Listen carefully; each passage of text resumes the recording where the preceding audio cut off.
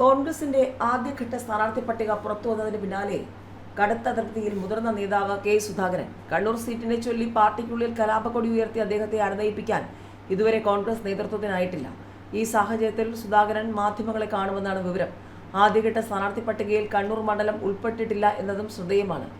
രമേശ് ചെന്നിത്തലയും കോൺഗ്രസ് എംപിമാരിൽ ചിലരും കെ സുധാകരനുമായി കൂടിക്കാഴ്ച നടത്തിയിരുന്നു. എന്നാൽ തന്റെ അതൃപ്തി സുധാകരൻ ശക്തമായ ഭാഷയിൽ അറിയിച്ചതാണ് വിവരം. തനിക്ക് നൽകിയ ഉറപ്പുകൾ പാലിക്കപ്പെട്ടില്ല എന്ന വികാരം അദ്ദേഹത്തിനുണ്ട്. കണ്ണൂരിലെ സീറ്റ് ചർച്ചയിൽ തന്നെ ഉൾപ്പെടുത്തില്ലെന്ന പരാതിയും സുധാകരൻ ഉന്നയിക്കുന്നുണ്ട്. 55 സ്ഥാനാർത്ഥികളുടെ പേരുകളടങ്ങുന്ന ആദ്യഘട്ട സ്ഥാനാർത്ഥി പട്ടിക കോൺഗ്രസ് പുറത്തിറക്കിയിരുന്നു. കെ സുധാകരനും അടൂർ പ്രകാശും മത്സരിക്കാനുള്ള താൽപര്യം പ്രകടിപ്പിച്ചിരുന്നെങ്കിലും ആദ്യ പട്ടികയിൽ എംപിമാർ ആരുമില്ല. എന്നാൽ ഇവർ താൽപര്യം പ്രകടിപ്പിച്ച കണ്ണൂർ, കോന്നി സീറ്റുകളിൽ സ്ഥാനാർത്ഥികളെ പ്രഖ്യാപിച്ചിട്ടുമില്ല. ഏതായാലും നിയമസഭാ തെരഞ്ഞെടുപ്പിലെ 25 സ്ഥാനാർത്ഥികളെ പ്രഖ്യാപിച്ച് മുസ്ലിം ലീഗ് രംഗത്ത് വന്നിട്ടുണ്ട്.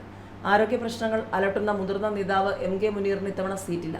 PK കുഞ്ഞാലിക്കുട്ടി വേങ്ങരയ്ക്ക് പകരം മലപ്പുറത്ത് നിന്നാണ് ഇത്തവണ ജനവിധി തേടുക. വേങ്ങരയിൽ KM ഷാജിയായിരിക്കും സ്ഥാനാർത്ഥി. കോഴിക്കോട് സൗത്തിൽ ഫൈസൽ ബാബുവാണ് ലീഗ് സ്ഥാനാർത്ഥി. ഫാത്തിമ തെഹ്ലിയ പേരാമ്പ്രയിൽ മത്സരിക്കും. നിയമസഭാ സീറ്റിനായി കെ സുധാകരൻ MP സമ്മർദ്ദം ശക്തമാക്കുന്നതിനിടെ കണ്ണൂരിൽ പരസ്യമായി തെരുവിലിറങ്ങിയ അണികൾ കെ സുധാകരന് പിന്തുണയുമായി പന്തം കൊളുത്തി പ്രകടനമാണ് രാത്രിയിൽ നടത്തിയത്. കണ്ണേ കരളെ KSA നമ്മുടെ ഓമന നേതാവേ, അല്ലറ ചില്ലറ നേതാവല്ല, ഇതാണ് നമ്മുടെ നേതാവ് എന്നെല്ലാം മുദ്രാവാക്യം വിളിച്ചാണ് പ്രകടനം നടത്തിയത്.